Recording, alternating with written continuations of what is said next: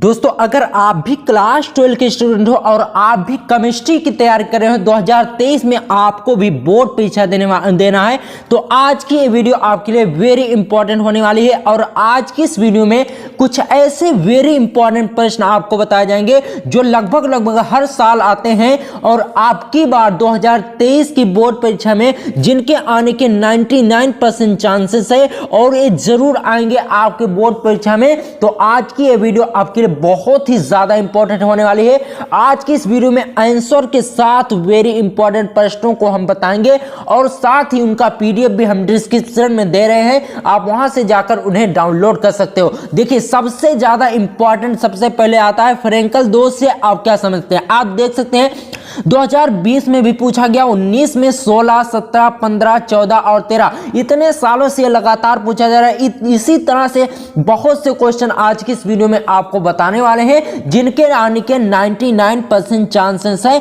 अब की बार 2023 में।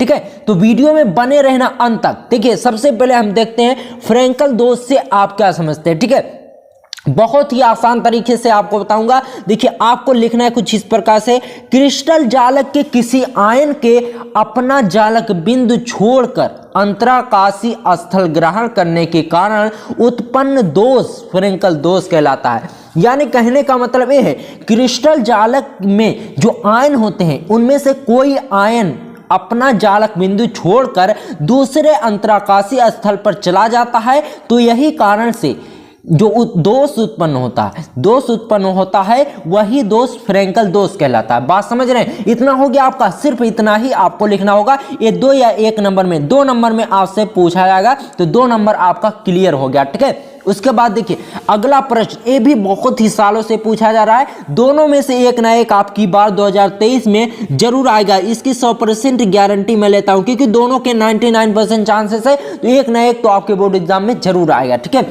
साटकी दोष से आप क्या समझते हैं, उसका आंसर भी इसी तरह से हम समझाते हैं आपको। देख लीजिए, वह दोष जो क्रिस्टल में धनायन तथा ऋणायन के समान संख्या में अपने स्थानों से लुप्त होने के कारण निर्मित रिक्त स्थानों के कारण होता है, साटकी दोष कहलाता है। ठीक है, बात समझ रहे हैं? यहां पर कहने का मतलब है क्रिस्टल में धनायन तथा ऋणायन की समान संख्या में अपने स्थानों से लुप्त होने के कारण, जब कोई क्रिस्टल है तो उसमें धनायन और ऋणायन होते हैं। ठीक है, जब वह धनायन और ऋणायन अपने स्थानों से गायब हो जाते हैं समान संख्या में, जैसे 5 धनायन गायब हुआ और 5 ऋणायन अपने स्थानों से गायब हो जाते हैं तो उनसे उनका जो स्थान होता है वही स्थान खाली हो जाता है, तो उन जो रिक्त स्थान होता है उनके कारण जो दोष होता है वही दोष साटकी दोष कहलाता है। ठीक है, इतना हो गया। उसके बाद देखिए दोस्तों, उम्मीद करते हैं आपको ये दोनों बहुत ही आसान तरीके से समझ में आया होगा। आगे देखिए और भी वेरी इंपॉर्टेंट, इससे ज्यादा इंपॉर्टेंट क्वेश्चन हम देखने वाले हैं। ठीक है, सबसे इंपॉर्टेंट चीज हेनरी का नियम, अब की बार इसके आने के 99 नहीं बल्कि 100% चांसेस है तो इसे भी आपको अच्छे तरीके से समझ लेना। हेनरी का नियम लिखिए, ये आपसे 1-2 नंबर का जरूर पूछा जाएगा। ठीक है, तो आपको लिखना किस प्रकार से, देख लीजिए, स्थिर ताप पर किसी गैस की दरियों में विलेयता गैस के दाब के समानुपाती होती है। यानी कहने का मतलब यह है स्थिर ताप, कोई ताप है जो स्थिर है, ना घट रहा है ना बढ़ रहा है।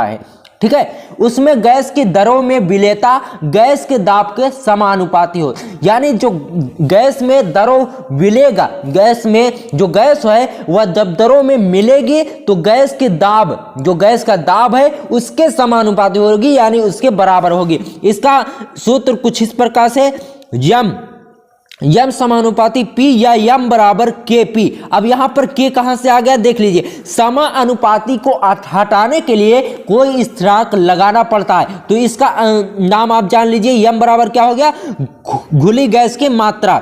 P किसे कहते हैं, साम में गैस का दाब, यानी जो यम है वह गैस की मात्रा है और गैस का दाब है P, और K जो है वह समानुपाती स्थिरांक है, यानी समानुपाती को हटाने के लिए जो स्थिरांक लगता है वही स्थिरांक है K। ठीक है, आप लोग देख सकते हैं कितने सालों से लगातार पूछा जा रहा है। तो अब की बार भी इसके आने के 99% चांस है। और राउल्ट का नियम ये भी वेरी इंपॉर्टेंट है, अगर हेनरी का नियम नहीं आया तो राउल्ट का नियम जरूर आएगा। इसकी 100% गारंटी साकिब क्लासेस लेता है। ठीक है, देखिए राउल्ट का नियम कुछ इस प्रकार से आपको लिखना है, किसी निश्चित ताप पर विलयन में उपस्थित अवयवी घटक का आंशिक वाष्प दाब उस अवयवी घटक की मोल भिन्न के समानुपाती होता है। दोस्तों यहां पर कह क्या रहा है, किसी निश्चित ताप पर, यानी जो कोई ताप है वह निश्चित है, ना घट रहा है ना बढ़ रहा है, उसमें विलयन में उपस्थित अवयवी घटक, यानी जो घटक घोला जाता है, जैसे मान लीजिए चीनी है तो वो क्या हो गया, अवयवी घटक है। ठीक है, अवयवी घटक का आंशिक वाष्प दाब, यानी वाष्प दाब जो वाष्प प्रेशर है उसका वह आंशिक प्रेशर, ठीक है, उस अवयवी घटक की मोल भिन्न के समानुपाती होता है। यानी कहने का मतलब यह है, किसी निश्चित ताप पर विलयन में उपस्थित अवयवी घटक का आंशिक वाष्प दाब उस अवयवी घटक की मोल भिन्न के समानुपाती होता है, या बराबर, मोल भिन्न किसे कहते हैं, मोल प्रभाज्य के समानुपाती होता है। यही राउल्ट का नियम है। दोस्तों इस 2 नंबर में अगर आपसे पूछा जाएगा तो इतना आपको लिखना होगा। अगर इसकी सीमाएं भी पूछेगा तो सीमाएं के लिए भी अलग से हम वीडियो बना देंगे, अभी आप सिर्फ इतना तैयार करिए। ठीक है, उसके बाद देखिए दोस्तों कोलराउस का नियम, ये भी आपके बोर्ड एग्जाम के लिए बहुत ही ज्यादा इंपॉर्टेंट है। 2022, 20, 19, 17, 14, 13, 10 इतने सालों से ये लगातार पूछा जा रहा है, तो अब की बार भी इसके आने के 99% चांसेस बनते हैं। ठीक है, देखिए कोलराउस का नियम, इसका परिभाषा कुछ इस तरह से हो जाएगी, अनंत तनुता पर जब वियोजन पूर्ण होता है तो विद्युत अपघट्ट की तुल्यांकी चालकता में प्रत्येक आयन अपना निश्चित योगदान देता है। ठीक है, अनंत तनुता पर, ठीक है बात समझ रहे,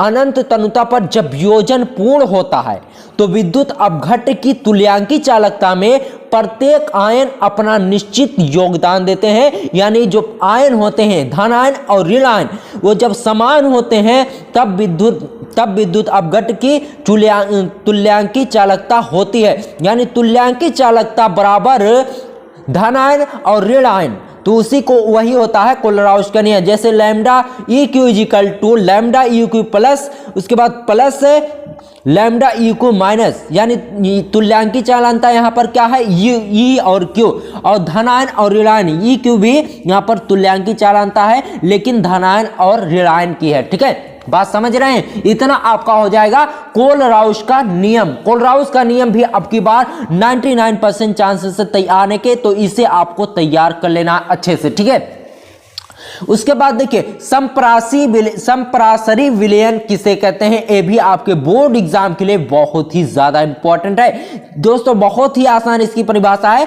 जिन विलयनों का प्रासरण दाब समान होता है उन्हें संप्रासरी विलयन कहते हैं। इसके नाम से ही पता चल जा रहा है, संप्रासरी विलयन किसे कहते हैं, जिन विलयनों का प्रासरण दाब समान होता है तो उन्हें संप्रासरी विलयन कहते हैं। ठीक है, ये भी आपके बोर्ड एग्जाम के लिए बहुत ही ज्यादा इंपॉर्टेंट है, तो इसे भी आपको तैयार कर लेना है। उसके बाद देखिए मोलर उन्नयन स्थिरांक तथा मोललता में क्या संबंध है, इसको आपको बताना है। तो ये सिंपल से आपका हो जाएगा, क्वथनांक में उन्नयन बराबर मोलर उन्नयन स्थिरांक गुणे मोललता, ये आपका हो जाएगा मोलर उन्नयन स्थिरांक तथा मोललता में संबंध। इतना आपको लिखना होगा। दोस्तों ये जो क्वेश्चन हमने बताया है इनके आने के 99% चांसेस है, तो इसे आपको तैयार कर लीजिए। और इसका पीडीएफ अगर आप लेना चाहते तो डिस्क्रिप्शन में लिंक है, आप वहां से जाकर इसे डाउनलोड कर सकते हैं। मिलते हैं आपसे किसी और अच्छी सी वीडियो में, तब तक के लिए गुड बाय, जय हिंद जय भारत।